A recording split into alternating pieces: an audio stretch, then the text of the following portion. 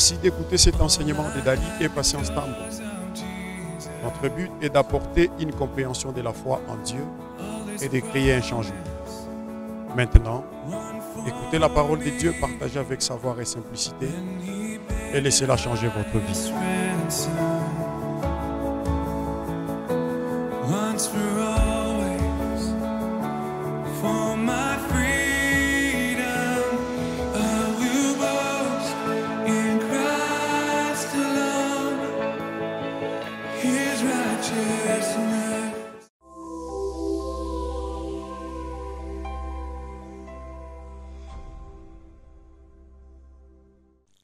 Bien-aimés dans le Seigneur, bonjour. Bienvenue à notre émission Les héros de la foi. Aujourd'hui, nous allons développer un thème très important qui commence aujourd'hui. Bien sûr, on va prendre 3 ou 4 parties. Le diable qui a combattu vos parents vous combattra aussi. Le diable qui a combattu vos parents vous combattra aussi. Nous sommes dans Jérémie 31, 29. Jérémie 31, 29. La Bible dit, en ce jour-là, on ne dira plus le père ont mangé le raisin vert et les dents des enfants en ont été agacées. Le père ont mangé les raisins verts et les dents des enfants en ont été agacées. Prenons aussi Lamentation, chapitre 5, verset 7. La Bible dit, nos pères ont péché, ils ne sont plus, et c'est nous qui portons la peine de leurs iniquités. Vous devez le savoir et le retenir. Le diable qui a combattu vos parents va aussi vous combattre un jour. Beaucoup de gens ignorent que les batailles peuvent être héritées. Dans ce texte, nous voyons que c'est le père qui ont péché, mais c'est les enfants qui payent le prix du péché de leur père. C'est le père qui ont mangé le raisin vert, mais les dents des enfants en ont été agacées. Lorsque vous regardez la vie de beaucoup de gens, vous remarquerez qu'ils sont en train de souffrir, mais ils ne sont pour rien dans cette histoire. Ils ont juste hérité les batailles, les combats de leur père. C'est pourquoi les démons qui ont combattu farouchement vos ancêtres frapperont un jour à votre porte. Je répète, les démons qui ont combattu farouchement vos ancêtres, un jour, ils frapperont à votre porte. On raconte l'histoire d'un homme de Dieu, un pasteur puissant, âgé de 70 ans.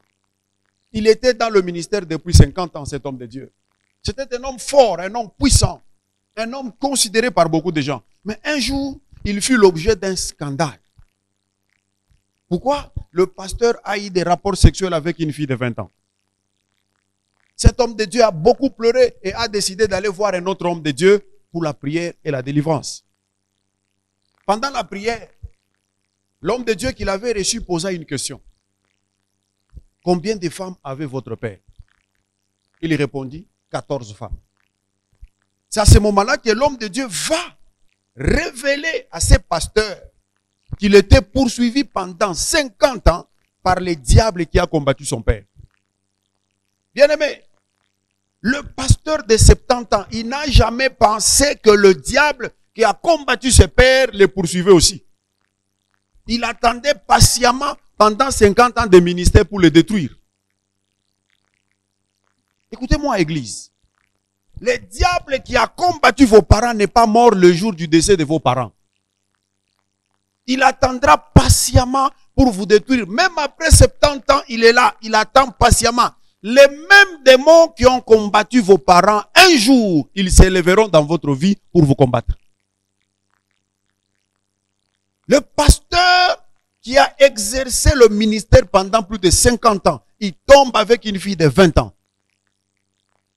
Pendant la délivrance, on va découvrir qu'il avait un problème de ses ancêtres qui le poursuivaient. Écoutez, bien-aimés, les démons qui ont combattu vos parents n'abandonnent jamais. Le fait que vous soyez appelés dans le ministère ne les arrête pas. Le fait que vous ayez une destinée glorieuse ne les arrête pas non plus. Le fait que la main de Dieu soit sur vous ne les empêchera pas de vous poursuivre. C'est pourquoi la Bible nous dit que mon peuple périt par manque de connaissances. Il y a des démons qui ont été envoyés pour faire la guerre à votre lignée ancestrale. Ces démons ne vous laisseront jamais tranquille. Tout simplement parce que vous êtes bishop ou vous êtes apôtre. Non, frère, ça ne fonctionne pas comme ça. Écoutez-moi, Église. Les démons ancestraux sont têtus. C'est pourquoi les mêmes problèmes que vous trouvez dans une génération, vous les trouvez dans une autre. Nos pères ont mangé les raisins verts. C'est eux qui ont mangé. Mais le don des enfants en ont été agacés. Bien aimé, les démons ancestraux peuvent décider de s'endormir pour un moment. Mais ils vont apparaître plus tard pour frapper fort. Et c'est ce qui arrive dans la vie de beaucoup de gens. Dès qu'il arrive au sommet, les démons de sa famille se lèvent, ils frappent fort. Ils se retrouvent par terre. On raconte l'histoire d'une sœur qui était poursuivie par les démons ancestraux. Dans sa famille, les femmes ne pouvaient pas se marier légalement. Donc, aller à la commune, aller à l'église, se marier, non, légalement, non. Depuis des générations dans cette famille, si tu veux te marier, c'est en coulisses, soit la grossesse, par-ci, par-là. Mais cette sœur, comme elle priait, elle ne connaissait pas qu'elle était poursuivie par les démons ancestraux. Un jour, elle trouve un homme. Rapidement, elle va voir le pasteur. La date a été donnée. Toute chose semblait être normale pour elle. La sœur s'organise. Les choses fonctionnaient correctement. À un jour du mariage, son fiancé a été tamponné. Il a été cogné par un véhicule. Il est mort sur place. Et pendant qu'ils étaient dans le deuil, c'est alors que sa mère va s'approcher de sa fille et lui dit, je t'avais dit, si tu veux te marier, si tu veux cet homme, refuse de te marier légalement. Parce que sa mère savait que leur famille était poursuivie par des esprits ancestraux qui refusaient que les femmes de cette lignée-là puissent se marier légalement. Bien-aimés, les principautés et les puissances rassemblent leurs flèches invisibles et ils attendent ton heure de gloire pour frapper. C'est pourquoi la parole de Dieu nous dit dans 1 Pierre chapitre 5 verset 8, soyez sobres, veillez. Votre adversaire, le diable, rôde comme un lion cherchant qui il va dévorer. Soyez sobres. Les démons qui sont assignés à une lignée ancestrale sont rusés et intelligents. Ils ne frappent pas n'importe comment. Non, ils sont rusés et intelligents. Ils n'accomplissent pas leurs activités avec négligence. Ils observent souvent et attendent que votre défense soit faible pour qu'ils frappent. Bien-aimés frères, soyez souples, Église. Soyez souples. Il y a des esprits attachés à votre lignée ancestrale. Ces esprits travaillent dans l'ombre. Si vous n'avez pas la lumière pour chasser ces esprits, vous mourrez dans la médiocrité.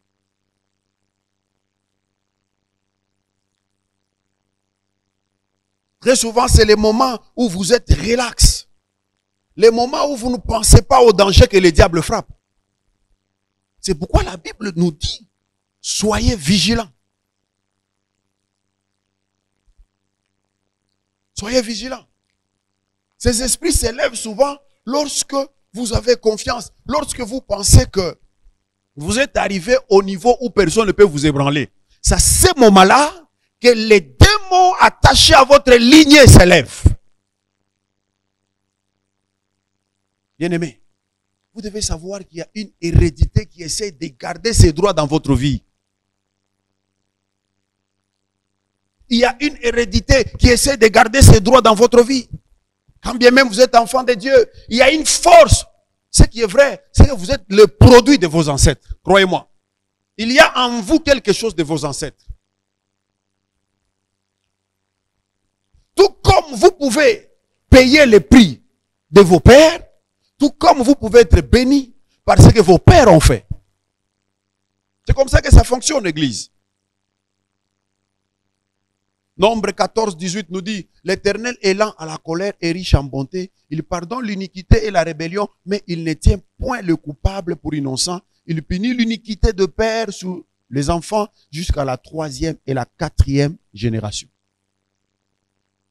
C'est possible que le péché de vos pères, c'est possible de payer le prix des actes de vos pères. Écoutez maintenant. Lorsqu'un homme naît, il reçoit l'influence des deux sources majeures. Son environnement et ses parents. Votre environnement joue un rôle important dans votre vie. Vos parents aussi. Vous pouvez dire au nom de Jésus sans effet. Non, frère, il y a en vous quelque chose de vos parents. Tout comme vous ressemblez physiquement à vos parents, sachez que spirituellement aussi, il y a en vous quelque chose de vos parents. C'est ainsi que vous trouvez des problèmes qui vont de génération en génération. Parce que les gens pensent faussement que, parce qu'il est dans l'église, parce qu'il a prié, parce qu'il a chassé la maladie, parce qu'il a déclaré la bénédiction, oh, sa vie est pure. Non. Il y a des choses que vous devez connaître. La Bible dit, vous connaîtrez la vérité et la vérité vous affranchira. Je vais vous donner des exemples. Quand vous prenez la famille d'Abraham, il y a eu des problèmes dans cette famille. Depuis Abraham jusqu'à la 10e génération. Or, c'était la famille des personnes que le Seigneur a utilisées puissamment. Abraham n'est pas n'importe qui, frère. Il est même appelé le père de la foi. Mais quand vous regardez sa famille, il y a des problèmes qui ont commencé depuis Abraham jusqu'à la 10e génération. Ce n'est pas parce que vous êtes bishop, ce n'est pas parce que vous êtes pasteur que les démons attachés à votre lignée ancestrale vont partir. Non. Il faut les identifier et prier, briser. Sinon, ces esprits sont là, permanents. Ils travaillent dans l'homme. Regardez la famille d'Abraham. Ils avaient un problème. Ils aimaient les femmes de belles figures dans cette famille-là. Première génération, c'est Abraham lui-même. Dans Genèse 12, 11 à 14, on dit que Sarah, la femme d'Abraham, c'était une femme de belles figures. Deuxième génération, c'est Isaac. La Bible nous dit dans Genèse 26, 6 que lui aussi, sa femme était de belles figures. Vous allez à la troisième génération, vous prenez Jacob. Prenez Jacob. Pourquoi il a refusé Léa? Parce que Léa n'avait pas une belle figure. C'est pourquoi Jacob va aimer Rachel. Donc dans cette famille, vous allez jusqu'à la 10e génération, c'est David. Pourquoi David va tuer Uri? C'était pour prendre sa femme. Et la Bible dit que cette femme n'était pas n'importe, c'était une très belle femme. Donc dans cette famille, depuis Abraham jusqu'à David, de Abraham à David, il y a 10 générations. Depuis Abraham jusqu'à David, dans cette famille, il ne résistait pas devant la femme d'une belle figure. Vous pouvez trouver un homme de Dieu charismatique, un homme de Dieu fort, mais devant les belles femmes, il ne peut pas résister. Des liens de ses ancêtres. Ça les poursuit même dans le ministère. C'est ainsi que vous trouvez, oh, tel pasteur a fait ceci, tel pasteur a fait cela. Dans la lignée d'Abraham, les belles femmes, c'était un problème. David va jusqu'à tuer pour une belle femme. Parce que chez eux, depuis Abraham, ils ne pouvaient pas résister aux belles figures. Il y a aujourd'hui les gens, ils prient, ils servent Dieu, mais dès qu'il est en présence d'une belle femme, son cœur bat. Il est prêt à tout. Et vous vous demandez pourquoi? La lignée ancestrale continue à le contrôler. Il y avait un deuxième problème dans la même famille d'Abraham. J'ai dit, Abraham, c'est notre père de la foi. Mais il y avait des problèmes dans la lignée d'Abraham. Quel problème? L'esprit de stérilité. C'était ça le deuxième problème. Depuis Abraham jusqu'à la 10e génération, vous trouvez le même problème. Abraham lui-même, stérilité. Sa femme n'a pas eu d'enfant. Jusqu'à ce que Dieu lui-même va intervenir. Sarah a fait 25 ans de stérilité. Deuxième génération, Isaac, Rebecca, 20 ans de stérilité. Genèse 25, 21. Troisième génération, c'est Léa et Rachel. Ces deux femmes de Jacob ont été d'abord stériles à un certain moment. Rachel est restée stérile pendant longtemps. Bien aimé, jusqu'à la 10e génération, vous savez que la femme légitime de David, elle est restée stérile. la femme, la fille de Saül, que David a épousée légalement, sa première femme, cette femme est morte stérile. Donc cet esprit de stérilité, vous trouvez depuis Abraham jusqu'à David, 10 générations, pas d'enfants. Frère, les démons attachés à votre lignée sont têtus. Il va falloir les localiser et utiliser une onction particulière pour les déloger dans votre vie. Je vous parle de la famille d'Abraham, le père même de la foi. C'est pas le problème d'aller à l'église, hein. Je coupe au nom de Jésus. Non, il faut connaître certaines choses. Vous savez, la Bible dit, vous demandez, vous ne recevez pas parce que vous priez mal. Déjà, quand vous priez mal, ça ne va pas marcher. L'arme que le diable utilise aujourd'hui pour détruire l'église, c'est l'ignorance. Je l'ai dit. Pendant que tout le monde s'inquiète du diable, Dieu, lui, s'inquiète de l'ignorance de son peuple. Mon peuple périt par manque de connaissances. Ça, c'est la famille d'Abraham. Troisième problème que vous trouvez dans cette famille d'Abraham. Il y avait aussi un autre problème. Tous les premiers-nés de cette famille étaient rejetés.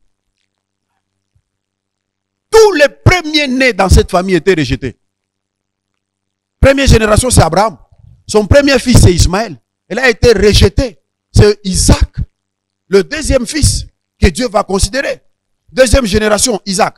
Son premier fils, c'est qui? Ésaü. Il a été rejeté au profit de qui? De Jacob. Troisième génération, Jacob lui-même. Le premier fils, c'est Ruben. Il a été rejeté. La grâce est allée tomber sur Joseph. Quatrième génération, Joseph. Son premier fils, c'est Manassé. Rejeté. Mais celui qui a été considéré, c'est qui? C'est Ephraïm. Vous allez de génération en génération dans cette famille, vous verrez que tous les premiers-nés dans cette famille n'étaient pas bénis. Il y a des familles comme ça. Vous entrez dans la famille, vous trouvez que l'aîné, il n'a pas fini ses études, c'est un grand soulard. Donc, vous trouvez que dans cette famille, c'est comme ça. Dans toutes les maisons, les fils aînés ne sont pas bénis. C'est le second, c'est celui qui vient après. Lorsque vous voyez ce genre de choses dans votre famille, commencez à prier. Bien aimé, la plupart des gens qui souffrent ne sont pas directement responsables de leur souffrance. Ce sont des situations héritées par le transfert générationnel. Bien aimé, les gens ne sont pas directement responsables de leur souffrance. Lorsque vous n'identifiez pas les esprits de votre famille, vous mourrez dans la souffrance. 1 Roi 21, 27 à 29. Je vais prendre directement le verset 29. 1 Roi 21, 29. La Bible dit, as-tu vu comment Akab s'est humilié devant moi? Parce qu'il s'est humilié devant moi, je ne ferai pas venir le malheur pendant sa vie. Ce sera pendant la vie de son fils que je ferai venir le malheur sur sa maison. C'est lui qui était coupable, c'est Akab. Mais Dieu dit, parce qu'il s'est humilié, je ne ferai pas venir le malheur pendant sa vie. Mais je ferai venir le malheur sur sa maison quand lui ne sera plus. Sur son fils. Il y a beaucoup de gens qui souffrent comme ça. Il est là, il finit ses études, mais il ne sait pas que quelque part, il y a des esprits attachés à sa lignée qui patientent les moments de sa gloire pour éclater maintenant. Prenons aussi la famille de Caïn pour comprendre quelque chose dans la Bible. La famille de Caïn. La Bible raconte l'histoire de l'assassinat d'Abel par son frère Caïn. Et la manière dont Dieu finit par protéger Caïn, qui était aussi en danger d'être tué. 6 générations après, le même problème d'assassinat revient avec le mec, arrière petit-fils de Caïn. 6 générations après, le mec, arrière petit-fils de Caïn, lui aussi va assassiner quelqu'un. Il se glorifie même. Genèse chapitre 4, verset 23 à 24. Le mec dit à ses femmes, Ada et Tila, écoutez-moi, femme de Lémec, écoutez ma parole. J'ai tué un homme pour ma blessure et un jeune homme pour ma meurtrissure. Caïn sera vengé 7 fois et les mecs 77 fois. Remarquez bien le verset 24. Le mec tue 2 personnes. Caïn a tué 6 générations auparavant. Caïn a tué son frère Abel. Mais son arrière-petit-fils va tuer 2 personnes. Tout, il se réfère au premier maître de son ancêtre. Il dit, Caïn sera vengé 7 fois, mais moi le mec 77 fois. Il y a plusieurs exemples de malédictions sur des familles dans la Bible. Vous connaissez la famille de Noé? Il s'enivre un soir. Alors, un de ses fils, Cham, père de Canaan, il va le voir nu. Il va chercher à le ridiculiser. Canaan est maudit. Sa descendance va bâtir Sodome et Gomorrhe. Et vous connaissez que c'était des villes connues pour la perversion sexuelle. Bien aimé. Même schéma dans la famille de Lot. Ses filles profitent de coucher avec lui pendant qu'il était ivre. Et ils ont donné une postérité. C'est les Moabites et les Ammonites qui sont connus plus tard par leur dérèglement sexuel. Donc c'était des peuples maudits. La situation peut commencer avec une seule personne, mais il y aura des répercussions sur toute une lignée. Bien-aimés frères et sœurs, rapidement, quand est-ce que les puissances ancestrales frappent et attaquent vos vies? Pourquoi ils peuvent s'élever aujourd'hui pour vous combattre? Lorsque vos ancêtres étaient impliqués dans l'adoration des idoles, sachez que vous serez poursuivis. Lorsque vos ancêtres étaient impliqués dans l'adoration des idoles, avec ce type de passé, vous expérimenterez des blocages dans la vie et dans le ministère. Des attaques étranges. Ces esprits vont attirer des mauvaises personnes dans votre vie. Si vous êtes pasteur, ils vont attirer des mauvaises personnes dans votre église. Vous expérimenterez le ciel fermé sur votre vie et sur votre ministère. Et vous finirez par toucher au fétiche vous-même pour réussir dans la vie et dans le ministère. La plupart des gens qui ont les ancêtres qui adoraient les idoles finissent mal leur vie. Bien-aimé, je viens parler à quelqu'un. Si vos ancêtres adoraient des idoles, vous devez chercher la délivrance. Parce qu'en adorant les idoles, ils ont fait des alliances avec les esprits. Ces esprits vont poursuivre toute la lignée. Même si vous êtes pasteur, vous finirez par toucher au fétiche pour réussir dans le ministère. Et vous mourrez mal. Pourquoi? Parce que depuis vos ancêtres, il y a des pouvoirs qui vous réclament. Il y a des esprits pour qui vous appartenez. Lorsque vous ne passez pas par la délivrance, ces esprits vont vous poursuivre même dans le ministère. Deuxièmement, quand est-ce que les esprits de nos ancêtres peuvent vous poursuivre? Si vos ancêtres étaient voués au masque. Lorsque vos ancêtres appartenaient à la secte des masques, bien-aimés, sachez que vous serez poursuivis. Et vous allez vivre la stagnation dans tous les domaines de votre vie. Vous verrez trop. Vous savez, il y a des gens, ils ont trop des interdits, même dans l'alimentation. Je ne mange pas ça, je ne fais pas ça. Chez nous, on ne fait pas ça. Chez nous, on ne fait pas ça. Quand vous remontez sa lignée, vous trouvez que ses ancêtres étaient dans ces histoires-là, la pratique des masques. C'est très important de comprendre ces choses. Vous remarquerez l'instabilité. Si vous êtes pasteur, peu importe ce que vous faites, votre ministère ne pourra jamais impacter. La plupart des problèmes que vous avez aujourd'hui remontent depuis vos ancêtres. C'est pourquoi vous devez vous lever dans la prière, briser le lien de nos ancêtres. Troisièmement, si vos ancêtres étaient polygames. Ça c'est le problème ancestral le plus difficile. Si vos ancêtres étaient polygames, ne soyez pas surpris si vous êtes faible sur le plan sexuel. Si vous ne pouvez pas résister devant les femmes. Même si vous êtes pasteur, vous remarquerez les femmes tourner autour de vous avec l'intention de vous faire tomber. Écoutez ceci. Il y a un grand-père dans la foi qui a dit 99,9% des pasteurs qui tombent dans le péché sexuel proviennent des familles polygames. Un vieux dans la foi. Il a servi Dieu. C'est un géant, c'est papa. Il a dit 99,9% des pasteurs qui tombent dans le péché sexuel viennent des familles polygames. Bien aimé, être descendant des parents qui étaient sexuellement faibles peut vous impliquer dans des péchés sexuels. Malgré les parler en langue, un jour, pouf, vous tombez. Et vous ne savez pas comment. Ces esprits provoquent l'instabilité. Aucune réalisation, peu importe l'argent que vous aurez. Une vie de prière paralysée. Vous participez à la malédiction d'autrui. Bien aimé, lorsque vous venez d'une famille polygame, vos parents étaient polygames, brisez. Brisez. Sinon, à un certain moment, vous montez dans les choses de Dieu.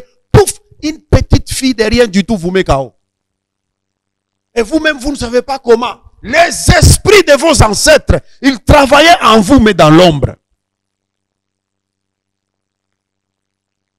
Quatrièmement, si vos ancêtres étaient des prêtres féticheurs ou des devins. C'est terrible. Lorsque vous venez d'une lignée de prêtres féticheurs, vous aurez des problèmes tôt ou tard. Les puissances des fétiches vont envahir votre vie tôt ou tard.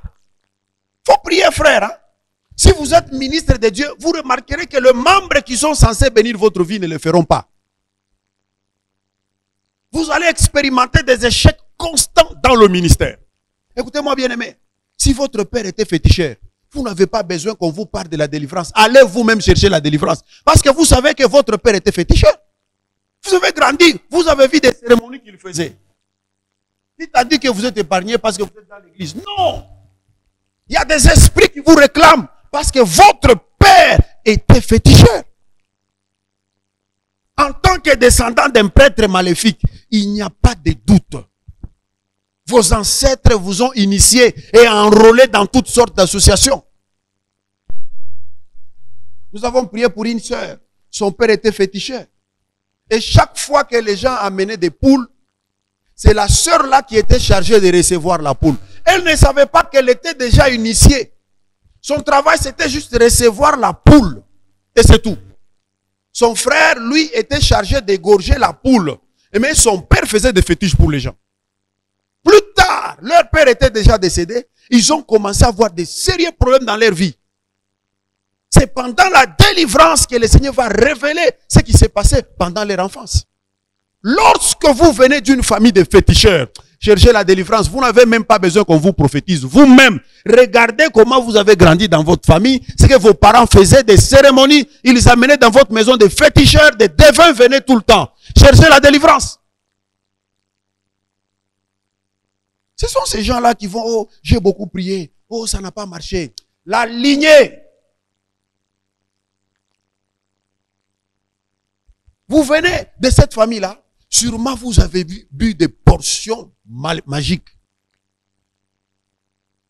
Il y a des cérémonies qui ont été faites sur votre vie. Et vous remarquerez quoi? Une vie totalement bloquée. Des incidents et morts subites. Si vous êtes pasteur, votre église sera peuplée de sorciers féticheurs qui feront partir les bonnes personnes dans l'église. Il y a des églises, quand vous y entrez comme ça, vous trouvez, c'est rempli, les sorciers. Pourquoi? Parce que sur vous, pasteur, il y a un esprit qui vous contrôle. L'esprit de vos ancêtres est sur vous. Et c'est cet esprit qui fera venir des sorciers dans votre église et faire partir les bonnes personnes. Vous remarquerez qu'il y a dans des églises, les gens qui ne quittent jamais, mais qui font partir les gens. Eux ne quittent jamais. Leur travail, c'est faire partir les gens. C'est bloquer les gens. Tous ceux qui veulent soutenir le ministère, et ils s'en occupent. Non, ne faites pas ça, ne faites pas ça. Il faut fuir les gens, mais ils sont là. Généralement, ces gens, faites, pasteur, priez pour leur départ. Faites descendre le feu sur leur vie. Un seul féticheur peut vous déstabiliser si vous n'êtes pas fort dans la prière. Il y avait un seul Akan Mais tout Israël a souffert. Un seul Akan. Écoutez, Église. Nos pères ont mangé les raisins verts. Mais c'est les dents des enfants qui en ont été agacés. Cinquièmement, si vos ancêtres étaient impliqués dans la vente des esclaves. Vous savez bien qu'en Afrique, il y a eu ce qu'on appelle vente des esclaves. Si vos ancêtres étaient dans ces histoires, sachez que votre vie sera comme un jeu. Vous serez tout le temps escroqué à cause des malédictions placées sur votre famille. C'est ainsi qu'il y a des gens, même dans le business, il peut investir beaucoup d'argent, il est escroqué. Il investit encore. Tu seras toujours escroqué. Il y a une malédiction qui pèse sur ta famille. Vous serez exploité sans vous payer. Il y a des gens comme ça. Ils travaillent, mais on ne les paye pas. Ce n'est pas que le boss n'a pas l'argent. Il a l'argent, mais il ne veut pas payer. Lorsque vous remontez dans votre ligne, vous allez vous rendre compte que vos ancêtres étaient dans la vente des esclaves. Vous pouvez avoir des grands contrats, mais dès que vous terminez le travail, aucun salaire. J'ai parlé avec un frère, c'est un carreleur. Il m'a dit, pasteur, prie pour moi. Regardez, ils ont travaillé à la maison d'une autorité. Le monsieur, il leur devait plus de 5 000 $. Ils ont fini le travail. L'homme a apprécié. C'est une autorité, c'est un ministre, mais il ne veut pas donner l'argent. Au finish, il a commencé même à les menacer. Mais les autres qui ont travaillé pour ces messieurs-là, ils ont dit, on n'a jamais vu ces messieurs se comporter comme ça. Nous travaillons pour lui depuis des années. Pourquoi il refuse de vous donner votre argent? Quand on prie pour ses frères, et le Seigneur va nous ramener dans sa lignée depuis ses ancêtres. Il y avait une malédiction qui pesait sur sa vie. Lorsque vos ancêtres étaient dans la vente des êtres humains, priez fort. Vous n'occuperez jamais de postes élevés dans la vie. Votre vie sera toujours au bas de l'échelle. Si vous êtes pasteur, vous ne connaîtrez jamais des percées dans le ministère. Vous expérimentez toujours la rétrogradation dans le ministère. Bien-aimé, il faut prier. Mon peuple périt par manque de connaissances. Sixième chose, si vos parents étaient impliqués dans l'occultisme. Frère, si vos parents étaient impliqués dans l'occultisme, vous verrez des déviations mystérieuses des ressources dans votre vie. Des pertes inexplicables d'argent. Aucune réalisation. Peu importe l'argent que vous trouvez, aucune réalisation. Les gens seront toujours ingrats dans votre vie. Ceux qui vous aiment ne penseront jamais à vous en matière d'argent. Ils vous aiment, mais ils ne penseront jamais à vous. Est-ce que vous avez déjà expérimenté ces choses? Vous avez quelqu'un, il t'aime de tout. Les autres, ils donnent des grosses sommes, mais toi, ils ne te donnent pas. Priez fort. Peut-être vos ancêtres étaient dans l'occultisme. Si vous êtes pasteur, vos serviteurs seront toujours déviés par d'autres pasteurs. Vous remarquerez, cher pasteur, une fois que vous priez pour les gens, et quand ils auront des percées, ils ne viendront pas bénir votre vie. Ils viendront que lorsqu'ils auront d'autres problèmes. Ceux qui seront bénis par votre prière iront bénir d'autres pasteurs qui n'ont pas prié pour eux, qui n'ont pas sué pour eux. Quand vous remarquez ce genre de choses dans votre ministère, pasteur, levez-vous dans la prière. Il se pourrait que dans votre lignée, vos ancêtres étaient dans la pratique occulte. Septième chose, si vos ancêtres étaient des voleurs. Bien-aimés, si vos ancêtres étaient des voleurs, vous allez probablement payer un grand prix pour ce qu'ils ont fait. Vous allez connaître l'instabilité. Les bonnes choses qui vous appartiennent vont subitement disparaître. Pas de ressources pour avancer dans la vie. Il serait difficile pour vous d'expérimenter la prospérité. Vous aurez du mal à payer vos dîmes ni donner des offrandes. La plupart des gens que vous voyez dans l'église, il a l'argent, il ne paye pas la dîme. Il a du mal à payer la dîme, de donner les offrandes. Ces gens-là, depuis la lignée, ses ancêtres étaient des voleurs, ils volaient des poules, ils volaient des choses dans les champs, ils allaient vendre. Ah, priez fort. Si vous êtes pasteur, la pauvreté va caractériser votre ministère. Et les gens ne peuvent donner, même s'ils ont l'argent, ils ne peuvent pas donner. Quand vous remarquez ce genre de choses, priez. Peut-être dans votre lignée, vos ancêtres, vos arrière-grands-parents, ils étaient voleurs. Et cette malédiction-là des voleurs répond sur toute la lignée.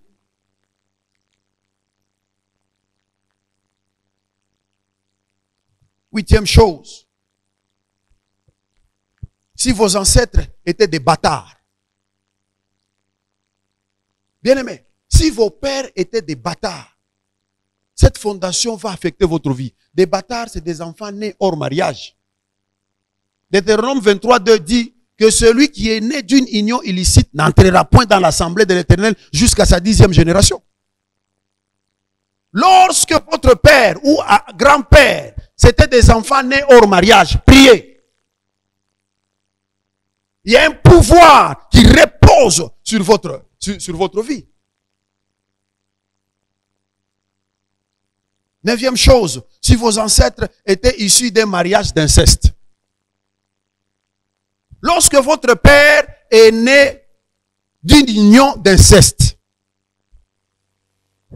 sachez que toute cette lignée-là, elle est maudite. Si tu ne te lèves pas dans la prière, il y aura toujours des blocages, il y aura toujours des problèmes dans votre vie. Mon peuple périt par manque de connaissances.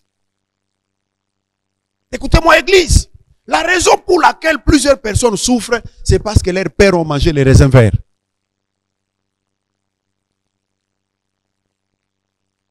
Et dixième chose pour terminer, si vos ancêtres portaient des mauvais noms. Il y a beaucoup de gens qui souffrent aujourd'hui à cause du nom. Les noms que vous avez, ils signifient quoi? Je l'ai dit dans l'une de mes prédications. Jacob a eu 12 fils et une fille, donc 13 enfants. Lequel de ces enfants il a donné son nom?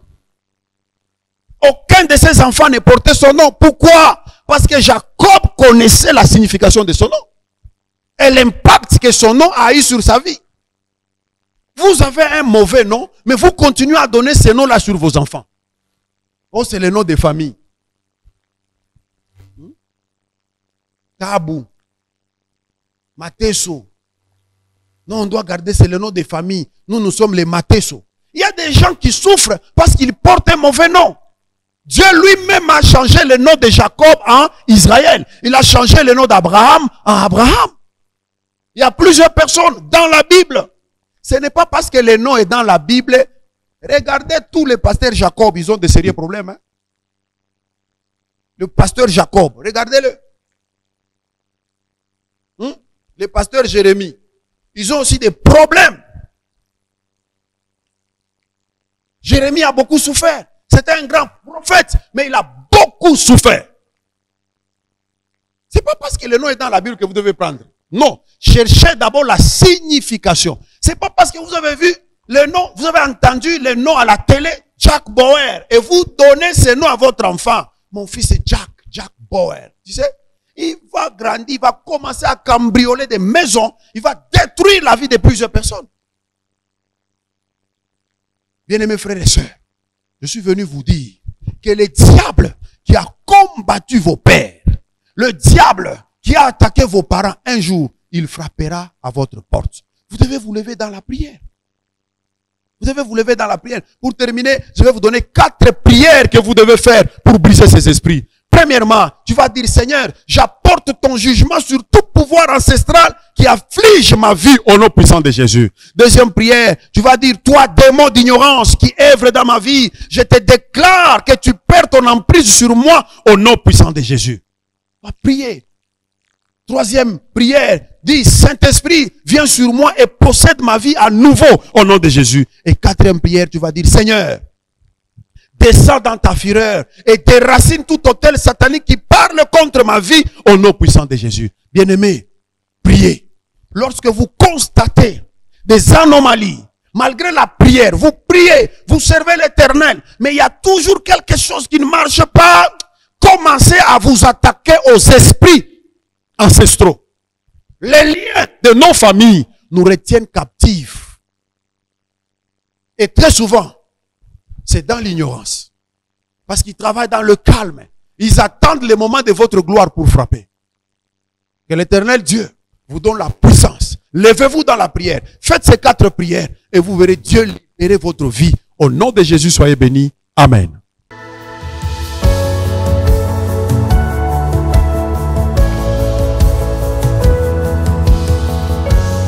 Come on, let's make this our confession tonight.